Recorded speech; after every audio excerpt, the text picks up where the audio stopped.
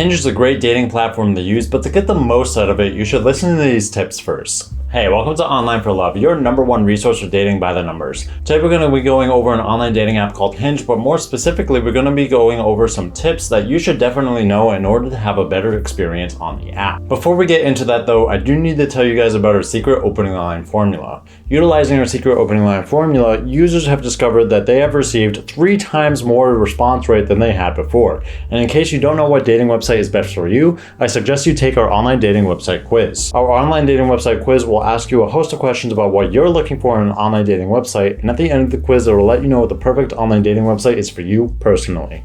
You can find those necessities in the links in the bio down below, along with our Tinder 101 hub and more. So in order to make this review a bit easier to comprehend, I've broken it down into these 3 sections. The first of which is making the best Hinge profile, then things to avoid, then how to use the Hinge dating app. So before I jump into this first section, I did want to ask you guys to be sure you are hitting like and subscribe. Seriously, it really does help push our videos out so that more users can utilize this information from us here at Online for Love. We super duper appreciate it. So this is going to move me into number 1 on my list, which is making the best Hinge profile.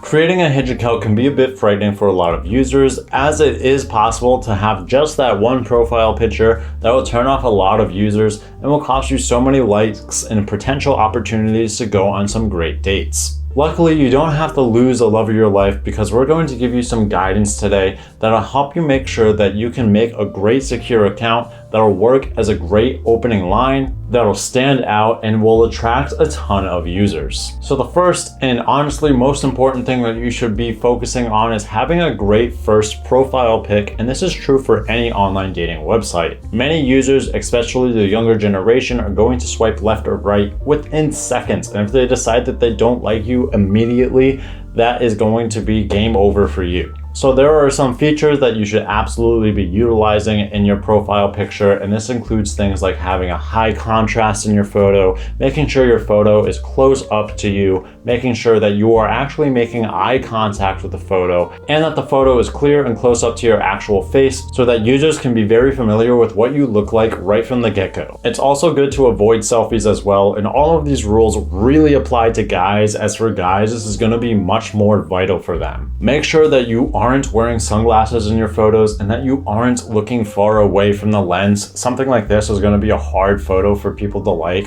but looking right at the camera and making sure that you're engaging with that user is going to be something that they are going to be really attracted to. It's also really important to make sure that you avoid group photos as well, because you don't want it to be a guessing game for that other user to actually guess which actual person you are in each photo. And also remember as well that Hinge allows you to upload 6 photos. Not all 6 photos should be close up of your face.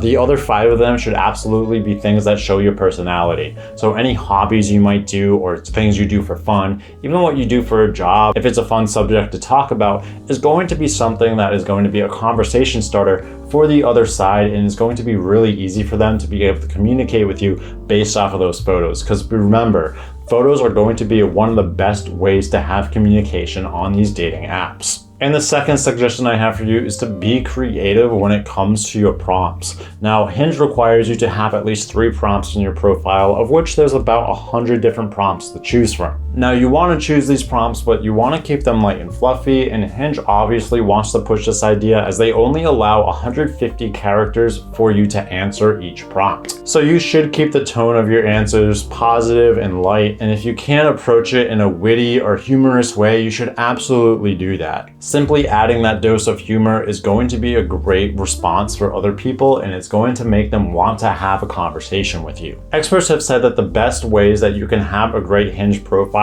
is by having some aspect of your profile that is related to the user who is looking at your profile. So you absolutely want to put as much information about yourself as you can so that you kind of broaden the range of the types of people who could be related to what you're putting on your Hinge profile. And obviously, once you have given all of your Hinge answers to your Hinge prompts, you want to make sure that you are proofreading it, because grammatical errors are a huge turnoff for a ton of people, and it's never really a turn on if you have grammatical errors. So you want to make sure that they are none at all, so that you are expanding your pool of potential matches. So this is going to move me into number 2 on my list, but before I jump into that, I did want to tell you guys about our online dating website quiz. Our online dating website quiz is going to ask you a host of questions about what you're looking for in an online dating website, and at the end of the quiz, it's going to let you know what the perfect online dating website is for you personally. So this is going to move me into number 2 on my list, which is things to avoid. And here I'm talking about when you are actually creating your Hinge profile, because all it can really take is one bad photo or one bad response to your writing prompts that will cause you to lose a lot of likes on your actual profile. And the first tip I have for you to avoid is to make sure that you actually avoid putting pictures of yourself at parties. Now you got to remember that most people on this online dating app are looking for more serious relationships. They're actually looking to buckle down with other users. So putting a picture of yourself out partying, out drinking, and doing stuff like that isn't going to really match the scene of what the users on this app are looking for. For a lot of users on this app, they're going to see photos like this and immediately skip the rest of your profile and not give you any more time. Putting photos, however, of maybe your pet or hobbies that you are doing that aren't so crazy or party centric is going to be a good move for you to do. Another thing you should avoid is one-liner references. So a lot of Hinge users really think it's a great idea to have one-liner references, especially from popular shows like How I Met Your Mother or The Office or even Game of Thrones on their profile, but it is honestly very generic and it pops up a lot of the time.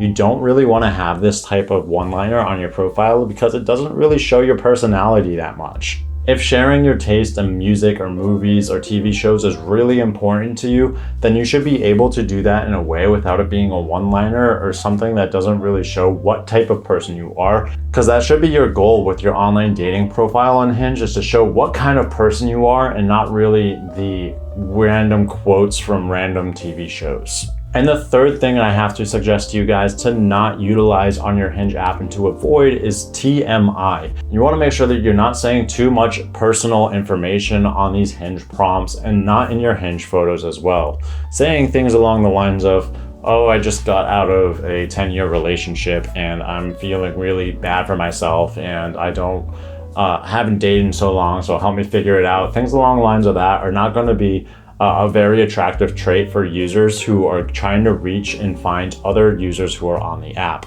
While everyone on here is looking for serious relationships, they still want to be able to have fun with their partner. So don't be a drag and don't say too sad or dismal things on the app itself. Now this of course includes when you're having conversation with other users as well. And in fact, a great way to figure out what the first thing you should say to other users is by checking out our secret opening line formula.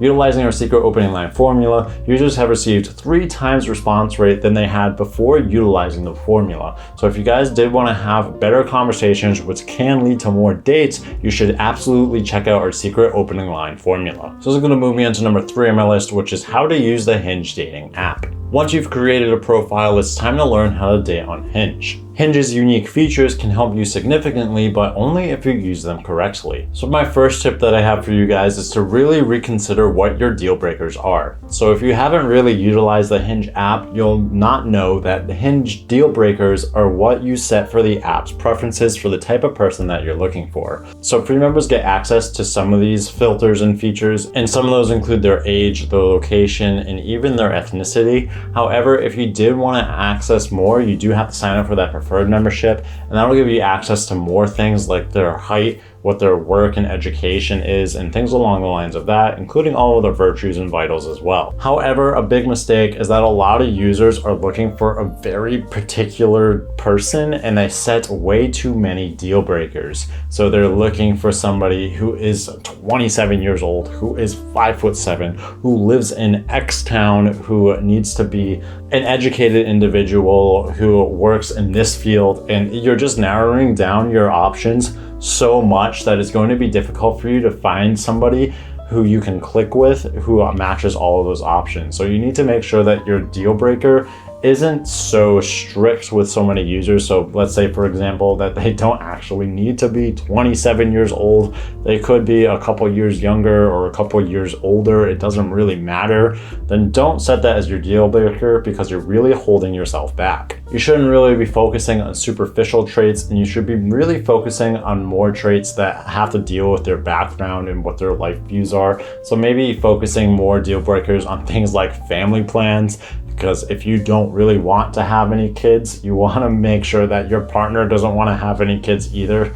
so that everything is on the same page right from the get-go. Another suggestion I have is to make sure that you mention your education and work on your actual profile. You need to remember that Hinge users are looking for that more serious long-term relationship. So putting something on there that you've earned a master's degree, or that you work some X position at some company and you're really proud of it, is something that's going to be really vital in you getting more likes, because it shows that you have a level of stability, which is what a lot of people are actually looking for on Hinge. So don't be afraid to brag about those accomplishments, because it can really help boost your profile and help you create more matches to get more potential likes and more opportunities to find the actual one through Hinge. Another suggestion I have for you is to not forget to comment. So how Hinge actually works is you have to like a piece of a person's profile in order to send them a like. So it's not like you're swiping right on their entire profile. You have to pick a specific picture or prompts in order to like them.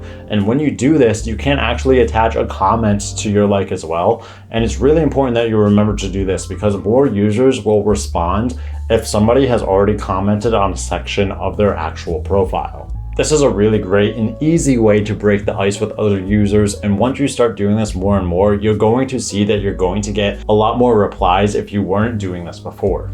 And another tip I have for you is to send a lot of messages. If you do find that you like a lot of users, don't be shy in actually commenting on all of their pieces of profiles and sending a lot of messages to them.